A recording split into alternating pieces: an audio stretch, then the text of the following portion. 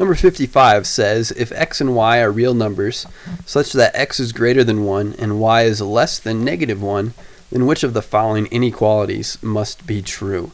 So if this has to be true and this has to be true, let's just pick some values where that would be the case. So let's, just for argument's sake, for right now, this might change as we go, but say that x equals 2 and y equals something less than negative 1, let's say negative 2, to keep the math pretty simple to deal with. So which ones must be true? Now we could change these values. These are not going to be steadfast, have to be these values.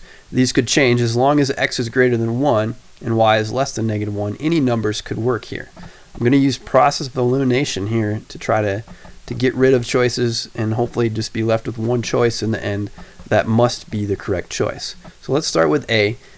Assuming this were true, if x was 2, y was negative 2, for choice A, you'd have 2 over negative 2. That would equal negative 1, and that clearly is not greater than 1. So choice A is out. Choice B, x, the absolute value of x squared is greater than the absolute value of y. So choice B, we'd be saying the absolute value of 2 squared is greater than the absolute value of negative 2. So this would be 2, the absolute value of 2 is 2, and 2 squared would be 4. 4 would be greater than 2.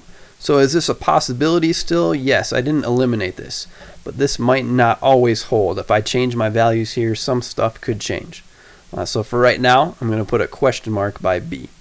And then this one, x over 3 minus 5 is greater than y over 3 minus 5. Well, if this is a positive value and this is a negative value right here, this would be a positive number, and then this would be a negative number. So it looks like to me that's actually the right choice. That's what I'm thinking is the correct choice right there. It doesn't matter what you would plug in right here for x or y. If x is positive and greater than 1, y is negative and less than negative 1, this would be a positive value. This value would be greater than this value, meaning that value minus 5 is going to be greater than that value minus 5. For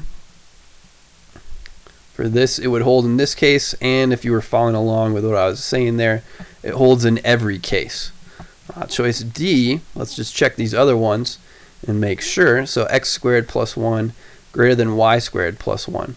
So if I use these values, I'd have 2 squared plus 1 is greater than negative 2 squared plus 1. Is that actually true? No, it's not, because you have 4 plus 1 here would be greater than, this would be 4 plus 1 again. That would be equal to, not greater than, for choice D.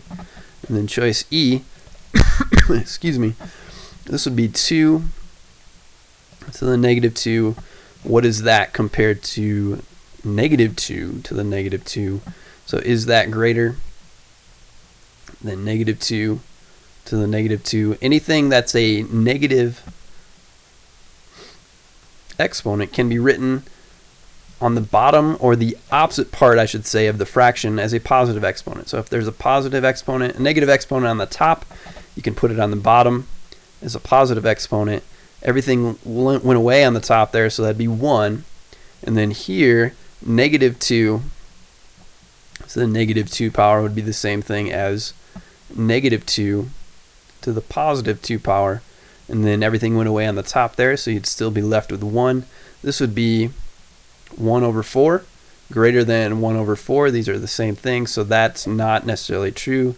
And then this one, I could go back, I could change these values, and let's see what I could do here.